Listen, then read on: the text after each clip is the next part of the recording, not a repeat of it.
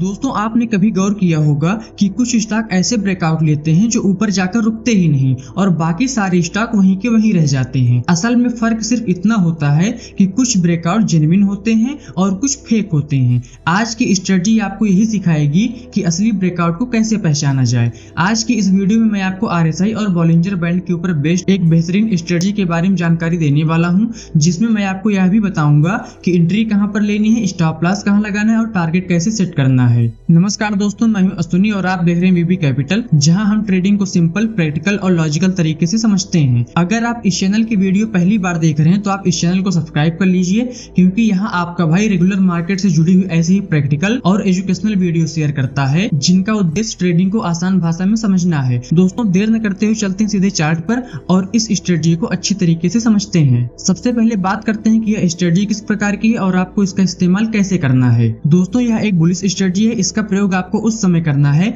जब Nifty, Sensex और bank Nifty में अप ट्रेंड चल रहा हो, यानी कि मार्केट लगातार ऊपर की तरफ जा रही हो, तभी इस स्ट्रेटजी का यूज करना ज्यादा बेहतर रहेगा। अब अगली बात आती है कि इसमें आपको किस इंडिकेटर का इस्तेमाल करना है और उसकी क्या सेटिंग रहेगी। तो इसके लिए दोस्तों सबसे पहले हम जाएंगे स्टडीज में और यहाँ हमें सर्च करना है RSI। नीचे देखिए RSI लिख कर आ रहा है, इस पर क्लिक कर देना है।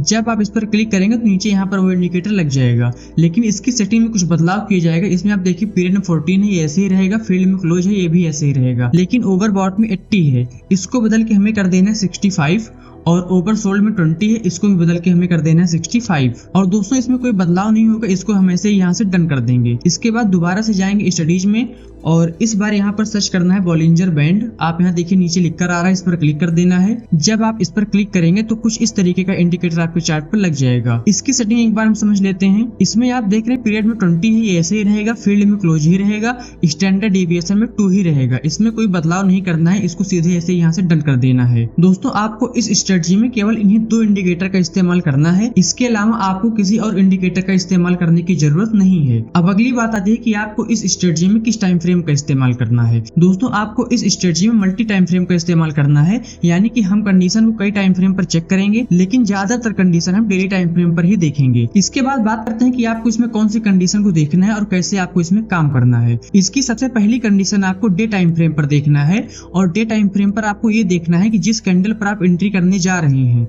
उस कैंडल की जो क्लोजिंग प्राइस हो वह उसकी ओपनिंग प्राइस से ऊपर होनी चाहिए।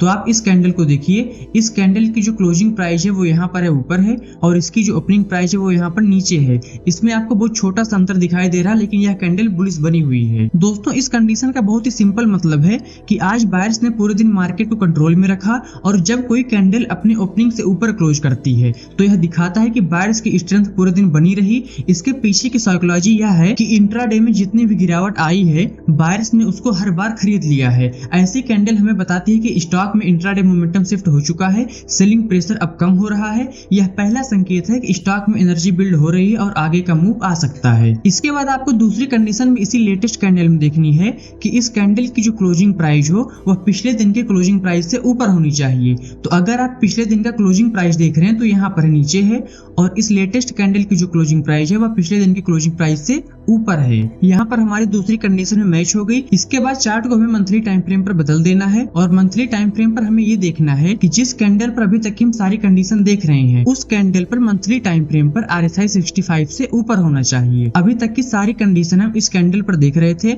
और इस कैंडल पर अगर आप RSI देखते हैं तो RSI की 65 लाइन यहाँ पर नीचे है और इस महीने RSI 65 लाइन से ऊपर है, यानी कि दोस्तों यहाँ पर हमारी ये कंडीशन मैच हो रही है। जब मंथली RSI 65 से ऊपर होता है तो इसका मतलब है कि बड़े प्लेयर्स यानी कि FII, DII और लॉन्ग टर्म इन्वेस्टर पहले से ही इस स्टॉक में इंटरेस्टेड हैं। ऐसे स्टॉक में ट्रेंड के खिलाफ जाना नुकसानदायक हो सकता है। इस कंडीशन का उद्देश्य है कि हम सिर्फ उन्हीं स्टॉक में एंट्री लें जहां लॉन्ग टर्म ट्रेंड पहले से ही पॉजिटिव हो। इसके बाद चार्ट को हमें बदल के कर देना है वीकली टाइम फ्रेम पर और वीकली टाइम फ्रेम पर हमें ये देखना है कि वीकली टाइम फ्रेम पर भी RSI 65 लाइन से ऊपर होना चाहिए। तो वीकली टाइम फ्रेम पर अगर आप देखिए तो RSI की 65 लाइन यहाँ पर है और इस कैंडल पर RSI 65 लाइन से ऊपर है। दोस्तों RSI को हमने अभी तक दो टाइम फ्रेम पर चेक किया है, एक तो चेक किया है हमने मंथली टाइम फ्रेम पर और दूसरा किया है वीकली टाइम फ्रेम पर। इसका मतलब ये है कि स्टॉक में लॉन्ग टर्म ट्रेंड पॉजिटिव है और उसके साथ ही वीकली ट्रेंड भी पॉजिटिव है। इसके बाद चार्ट को बदल के हमें दोबारा से कर देना है डेली टाइम फ्रेम पर। इसके बाद डेली टाइम फ्रेम पर अगली कंडीशन हमें RSI में ही देखना है। इसमें हमें ये देखना है कि जिस कैंडल पर अभी तक की सारी कंडीशन मैच हुई है उस कैंडल पर RSI डेली टाइम फ्रेम पर 65 लाइन से ऊपर होना चाहिए या फिर उसके बराबर होना चाहिए।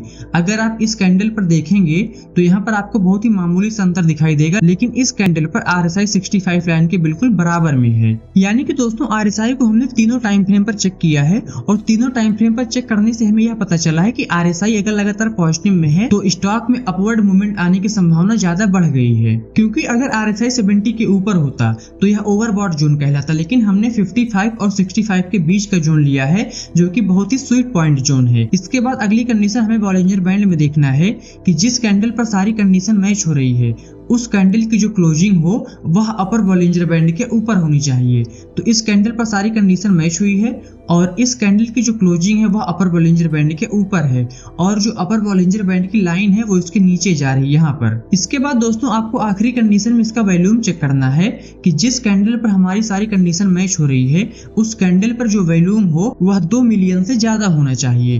तो अगर आप इस कैंडल का वॉल्यूम देखेंगे तो इसका जो वॉल्यूम है वह 3.55 मिलियन यानी कि लगभग दोस्तों 35 लाख से ज्यादा है। तो यहाँ पर हमारी ये कंडीशन मैच हो रही है। और दोस्तों वॉल्यूम सबसे इंपॉर्टेंट पार्ट होता है जो कि हमें ये बताता है कि जो ब्रेकआउट हो रहा है वह एक्चुअल में रियल है या कोई फेक ब्रेकआउट नहीं है। दोस्तों इसमें आपको केवल इतनी ही कंडीशन देखनी है और अगर इन सभी कंडीशन को हम सिंपल भाषा में समझें तो केवल इतना ही है कि जिस कैंडल पर आप एंट्री करेंगे उस कैंडल की जो क्लोजिंग हो वह डे टाइम फ्रेम पर बुलिश होनी चाहिए और एक दिन पहले की क्लोजिंग से ऊपर होनी चाहिए। इसके बाद दूसरी कंडीशन में हमें RSI देखना होता है कि RSI मंथली, वीकली और डेली तीनों टाइम फ्रेम पर 65 लाइन से ऊपर होना चाहिए। इसके बाद की कंडीशन इसमें ये आती है कि जिस कैंडल पर हम एंट्री करने जा रहे हैं वह कैंडल बॉलिंजर बैंड के ऊपर होनी चाहिए। और इसकी जो आखिरी कंडीशन है वो सिर्फ इतनी सी है कि जिस कैंडल पर आप सारी कंडीशन देखेंगे उसका वॉल्यूम 2 मिलियन से ज्यादा होना चाहिए। केवल इतनी ही कंडीशन इसमें आपको देखना होता है। इसके बाद इसमें हम ये देखेंगे कि सारी कंडीशन मैच होने के बाद किस तरीके का मूव देखने को मिला है। दोस्तों सारी कंडीशन हमारी इस कैंडल पर मैच हुई है और इस कैंडल पर सारी कंडीशन मैच होने के बाद इसमें अगर आप देखिए तो आपको दिखाई दे करीब यहाँ पर 18.53% का मूव देखने को मिला है और वह भी बुलिश साइड में। इसकी सारी कंडीशन हमें एक दूसरे स्टॉक में मैच होते हुए दिखाई दी है। यह BSE का चार्ट है और इसमें आप इस कैंडल को देखिए, इस पर सारी कंडीशन मैच हुई है और इस कैंडल पर सारी कंडीशन मैच होने के बाद अगर इसका मूव देखेंगे तो आपको दिखाई दे करीब इसमें 12.11%, यानी कि दोस्तों स्विंग ट्रेडिंग के लिए जो मूव यह मिला है केवल 14 दिनों में मिला है। और अगर रुपए में बात करें तो करीब 480 रुपए का मूव देखने को मिला है।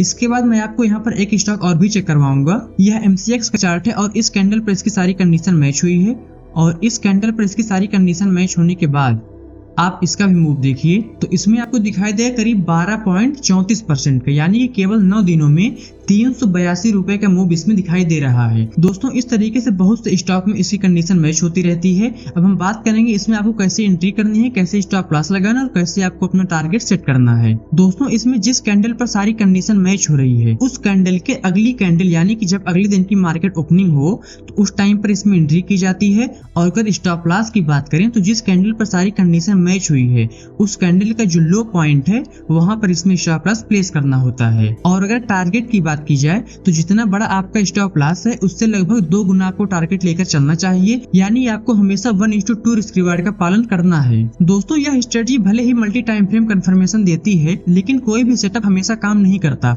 इसीलिए एंट्री हमेशा कैंडल क्लोज के बाद ही कंफर्म करें और स्टॉप लॉस जरूर लगाएं। और कभी भी अपनी पूरी कैपिटल एक ही ट्रेड में न लगाएं। पोजीशन साइजिंग का भी आपको ध्यान रखना चाहिए। आपको अपनी कैपिटल के अनुसार ही क्वांटिटी तय करनी चाहिए और मार्केट में कंसिस्टेंसी उसी की बनती है जो रिस्क कंट्रोल करना जानता है, इसीलिए रिस्क मैनेजमेंट बहुत ही जरूरी है। दोस्तों उम्मीद करता हूँ कि आपको यह वीडियो पसंद आया होगा। अगर आपको वीडियो अच्छा लगा तो वीडियो को लाइक करें और अगर आप इसका स्क्रीनर भी चाहते हैं तो कमेंट में स्क्रीनर जरूर लिखें। अगली वीडियो हम इसका स्क्रीनर भी सीखेंगे। और अगर आप डेली प्री मार्केट इनसाइट और रेडी टू यूज स्क्रीनर चाहते हैं तो आप हमारा यह Telegram channel VB capital join कर सकते हैं, क्योंकि यह पूरी तरीके से फ्री और एजुकेशनल पर्पज के लिए है। साथ ही आपको टेलीग्राम पर स्विंग ट्रेडिंग वीडियो का लिंक और उसका डिटेल भी मिलेगा, जिसको हर तरीके के मार्केट में बैक टेस्ट किया गया है और उसका रिजल्ट ओवरऑल पॉजिटिव ही रहा है। और दोस्तों इस वीडियो को आप उन लोगों तक जरूर पहुंचाइए जो ट्रेडिंग में स्टॉक सिलेक्शन को लेकर कंफ्यूज रहते हैं। और अगर आपने अभी तक चैनल को सब्सक्राइब नहीं किया है तो सब्सक्राइब जरूर कर लें, साथ ही बेल आइकन प्रेस करके नोटिफिकेशन ऑन कर लें ताकि आपको आने वाली सभी वीडियो की जानकारी समय समय पर मिलती रहे। तो दोस्तों आज की वीडियो में बस इतना ही, फिर मिलते हैं अगली वीडियो में एक और टॉपिक के साथ। तब तक के लिए नमस्कार।